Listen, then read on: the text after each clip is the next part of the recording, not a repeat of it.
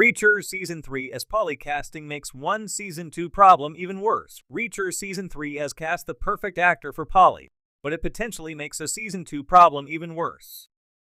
Although Reacher Season 2 had its own merits, it failed to recapture the groundedness and realism that made Season 1 so compelling. Fortunately, Reacher Season 3 is already on the right track by adapting Lee Child's Persuader. Instead of treading the same path as Season 2 and raising the stakes for the titular character, Reacher Season 3 is returning to the franchise's roots by portraying the Alan Ritchson character as a mysterious stranger in a small town. Since Reacher and Polly's fight is one of the highlights of the original Lee Child Jack Reacher book, Reacher Season 3 had the massive responsibility of casting the right actor to play Polly. From the looks of it, the show has also made the right casting choice by getting Olivia Richters on board to portray the Persuader villain. However, despite having everything in place for a successful adaptation, Reacher Season 3 could repeat a Season 2 mistake if it does not handle one book arc carefully.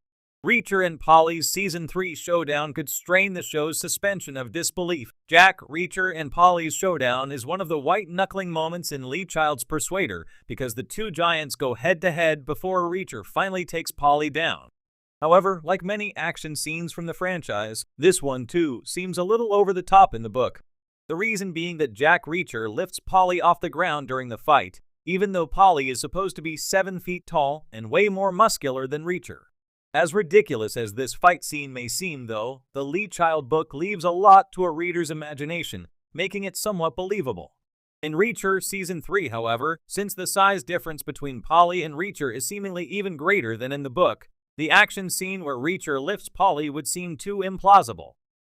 This exaggeration of Reacher's strength in the show could stretch the suspension of disbelief a little too far, making the show's existing plot armor problem even worse. While it is fine for the Amazon show to portray Reacher as an almost invincible character, it cannot risk making him look superhuman, especially after Season 2's events. Reacher Season 2 was also weighed down by its plot armor problem. After Russo's death in Reacher Season 2, Langston seemed formidable enough to harm Reacher and his former team members from the 110th Special Investigations Unit. During the climactic chopper showdown, Langston even came close to killing Reacher, O'Donnell, and Dixon.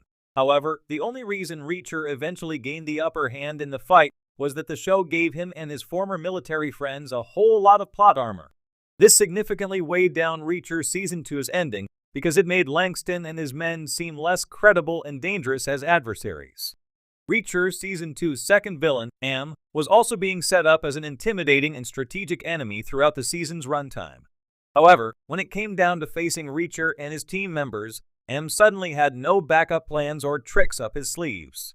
The ease with which Reacher and his team overpowered and killed him made his arc feel rushed and undermined the tension that had been built up surrounding his characterization.